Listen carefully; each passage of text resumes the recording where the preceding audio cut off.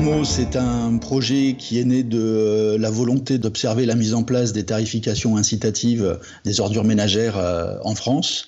On voulait observer les arguments en faveur de ces dispositifs, les modalités techniques et administratives de mise en place, et puis des obstacles qu'elles peuvent rencontrer. Notre ambition était de balayer les différents scénarios possibles, l'augmentation des consignes de tri, le développement du compost, la réduction à la source des déchets, etc.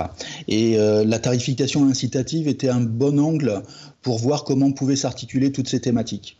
Nous avions beaucoup fait l'hypothèse de l'usager comme étant la clé de voûte du système, en partant du principe que c'est lui qui trie, qui jette, qui paye, qui vote, et que donc il avait une responsabilité définitive dans la réussite de ces dispositifs.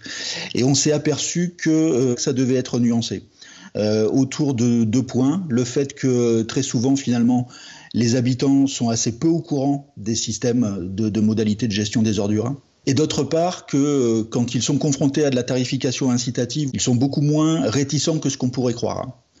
Et finalement, notre focus s'est beaucoup plus déplacé vers la relation entre l'élu et le technicien, parce qu'on a plutôt identifié que c'était là que résidait la potentialité de réussite ou d'échec de ces dispositifs. Alors, on a mené une grosse bibliographie internationale, notamment anglo-saxonne, parce que effectivement, les pays anglo-saxons ont une longueur d'avance à la fois dans ces dispositifs, mais aussi dans leur évaluation. On a voulu aussi la comparer au terrain, et on a fait des visites dans plusieurs pays européens, en Suisse, en Belgique, en Italie. Et puis après, de façon beaucoup plus locale, on a identifié des collectivités françaises, soit des collectivités en refus, soit des collectivités au contraire qui étaient déjà expérimentées dans la tarification incitative, avec des territoires, des populations différentes, etc. Et donc de cet échantillon d'à peu près une vingtaine de collectivités, eh bien, on a tiré une sorte de paysage de la tarification incitative aujourd'hui en France. Alors on a eu la chance de pouvoir monter une équipe très diverse, avec à la fois des labos publics, Triangle, mon laboratoire, qui s'occupe plutôt des questions de sciences politiques et d'urbanisme, et puis une équipe de Lyon 1 qui s'appelle S2HEP en sciences des communications, l'INRAE, sur un volet économie de l'environnement.